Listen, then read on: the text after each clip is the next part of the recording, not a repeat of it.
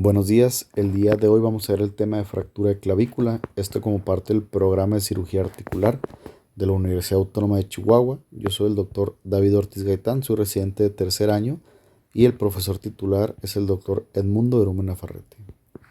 Primero que nada vamos a dar un repaso sobre la epidemiología de este tipo de fracturas, recordando que se va a dar principalmente en hombres de entre 13 y 20 años de edad.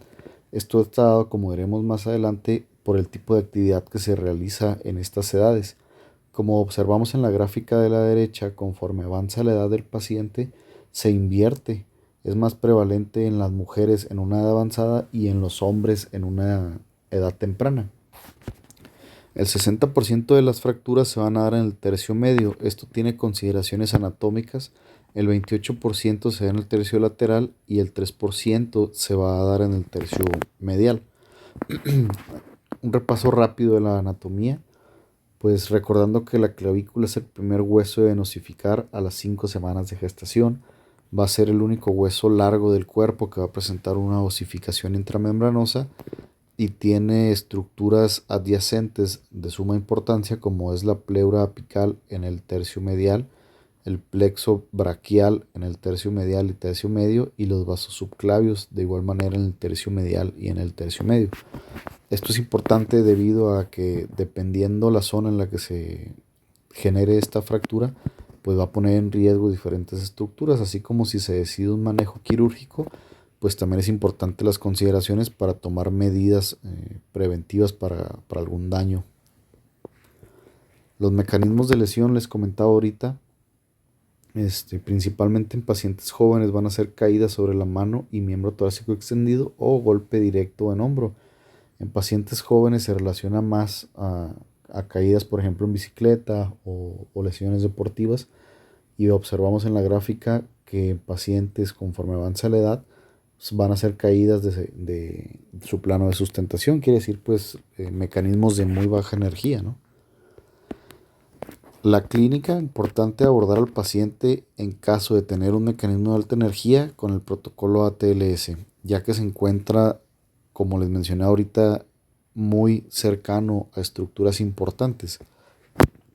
Realizar una adecuada valoración neurovascular para determinar a ver si existe compromiso en las estructuras adyacentes, valorar la piel de la región superficial de la clavícula para ver si existe compromiso cutáneo, ya sea que sea una fractura expuesta o que esté en un riesgo inminente de exposición. Esto dado por el tipo de fractura que presenta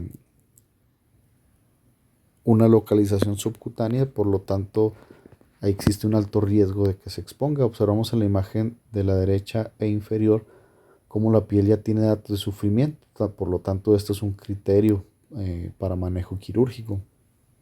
Se puede observar también en la imagen superior cómo existe un acortamiento del lado izquierdo.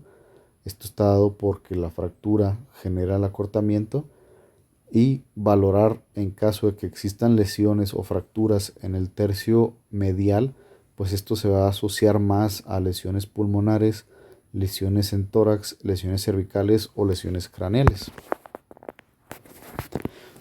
Dentro de los estudios de imagen que se requieren para esta fractura van a ser principalmente dos: la AP convencional y la AP de clavícula con 30 a 45 grados de inclinación cefálica. En este estudio se valoraron pacientes en los cuales se tomaron las radiografías con el paciente en decúbito supino y el paciente sentado. Perdón.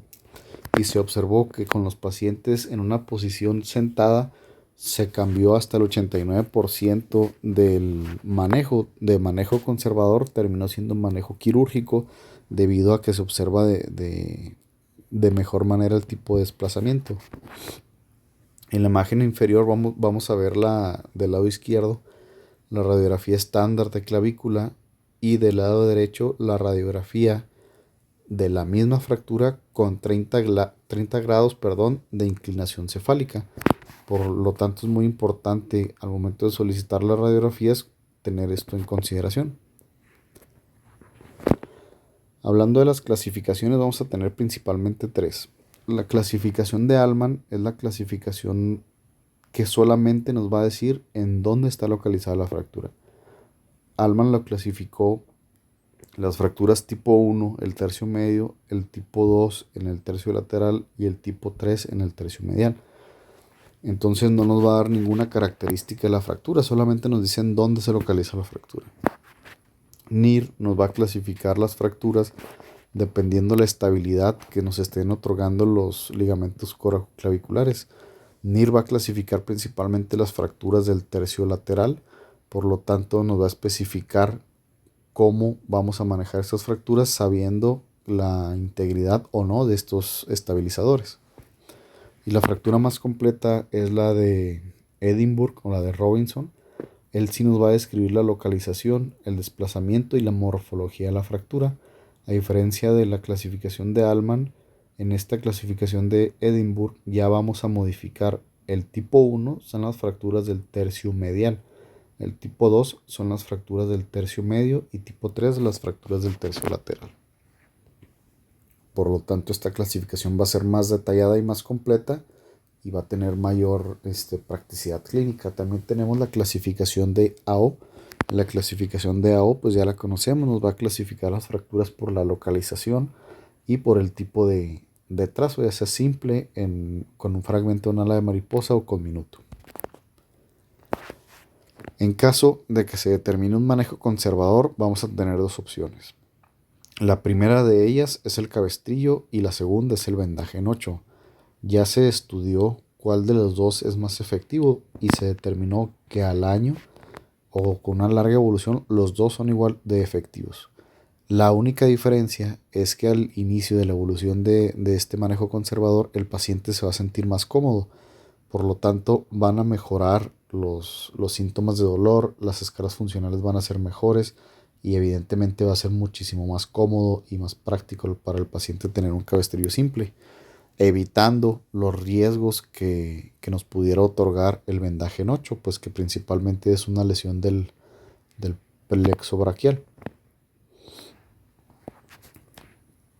Para tomar una decisión en base a si se opera o no se operan las fracturas de clavícula, la OS nos presenta esta guía de práctica clínica, en la cual como conclusión nos dice que lo más importante es individualizar al paciente. ¿Qué quiere decir con esto? Pues que niños, al saber nosotros que tienen un potencial de consolidación mayor, son más propicios a otorgar un manejo conservador. Por ejemplo, en los adultos mayores, si se otorga un manejo conservador y estos manejos van a presentar probablemente una no unión, vamos a decirlo, pues son menos sintomáticos o son más tolerables a la disfunción mecánica. Por lo tanto, pues son consideraciones que debemos de tomar en cuenta al momento de decidir el manejo. Pacientes jóvenes que son activos, que son deportistas, en este tipo de pacientes, pues sí nos recomienda que lo ideal es una osteosíntesis, sabiendo que va a haber mayor presencia de complicaciones y déficits funcionales en caso de decidir un manejo conservador.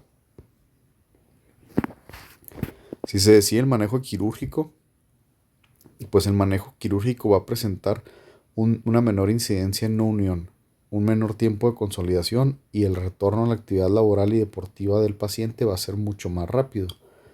Tomar en cuenta que en caso de ser necesario retirar la placa, pues evidentemente va a presentar más complicaciones. Tenemos dos opciones quirúrgicas, que es la placa. La placa se puede colocar superior o anteroinferior, sabiendo que las placas superiores pues van a tener mayor contacto con la superficie, es decir, van a estar en un borde más expuesto a la piel, por decirlo de alguna manera, por lo tanto son más propensos a una necesidad de retiro. Si colocamos una placa anteroinferior, de igual manera nos va a otorgar una adecuada estabilidad, pero la placa va a estar en una situación en la que los tornillos nos va a dar la posibilidad de que los tornillos sean más largos, se va a encontrar en un borde óseo en el cual no va a estar tan subcutáneo, por lo tanto es un poco más seguro. Ya no se recomienda, o la literatura nos dice que ya no se recomienda el uso de las placas de reconstrucción, ya que estas, al tener que moldearlas, pues van a perder su fuerza y son más propensas a una fatiga, por lo tanto a una necesidad de retirar el material más adelante. Se sugiere que se utilicen placas anatómicas precontorneadas y que se pongan al menos 3 tornillos con corticales o bicorticales, es decir, 6 corticales en cada fragmento de la fractura proximal y distal. Y en caso de ser necesario, pues se puede utilizar un tornillo de compresión y otorgar una protección con la placa. Existen también dispositivos intramedulares, por ejemplo los clavos elásticos. Estos clavos elásticos se van a colocar de una manera anterógrada, pero el detalle es que como no son bloqueados, no van a otorgar una adecuada estabilidad rotacional. Por lo tanto, se indican principalmente en trazos simples, en trazos que no sean tan inestables o en trazos que estén mínimamente con conminución.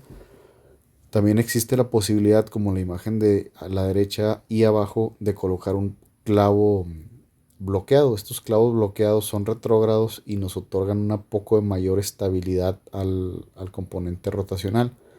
Evidentemente los dispositivos intramedulares nos van a otorgar la ventaja de que el daño a los tejidos por ser un abordaje menor pues va a ser muchísimo menos, y estéticamente pues también van a presentar ventajas sobre un abordaje longitudinal de una placa.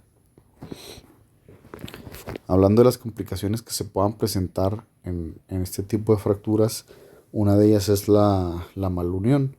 La malunión pues es muy poco común que sea sintomática. Se ha sabido o se ha manejado siempre que la fractura de clavícula es muy noble y es muy difícil que no pegue. Entonces el hecho de que pegue ocasionalmente va a hacer que, si lo manejamos de manera conservadora, pegue de una manera inadecuada.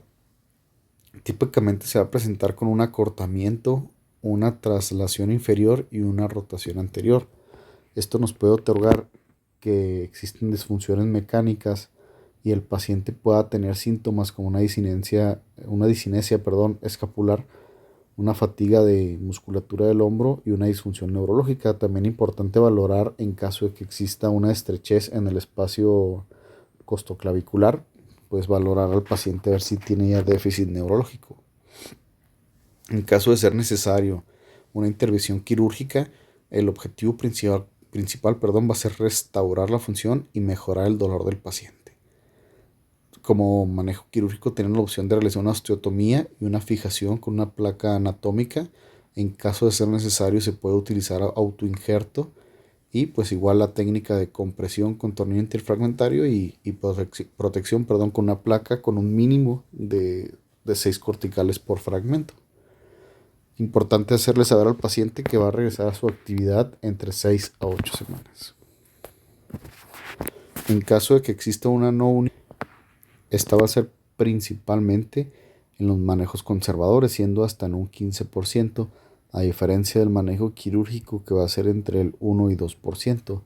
En caso de que se presente una no unión en un manejo quirúrgico, es muy importante descartar que existe un proceso infeccioso, ya que al ser muy poca la frecuencia de aparición en este tipo de manejos quirúrgicos, pues hay que tomarla en cuenta. En caso de que se presenten datos de infección, pues manejarlo como las infecciones, retirar material, erradicar la infección y en un segundo tiempo hacer una reconstrucción con la placa.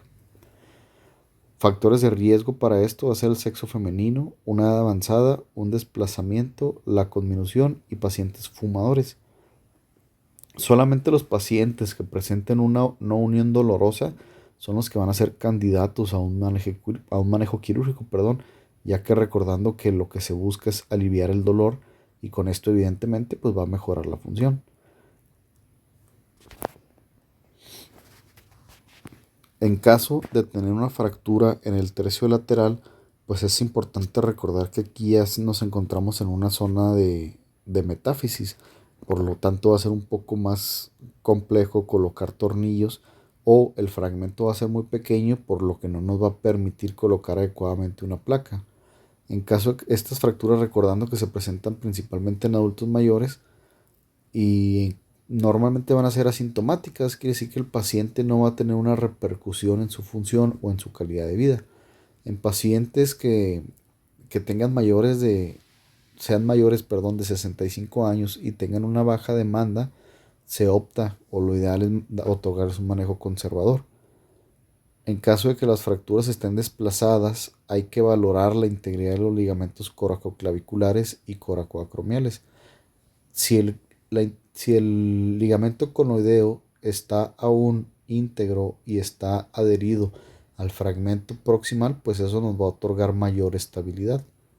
Tenemos dos opciones quirúrgicas, es la placa gancho. La placa gancho, una de sus desventajas es que requiere su retiro, ya que tiende a generar una osteólisis del acromion o afectar la movilidad de la articulación acromioclavicular y dar algunos otros problemas, y normalmente lo que se opta es retirar la placa con el tiempo.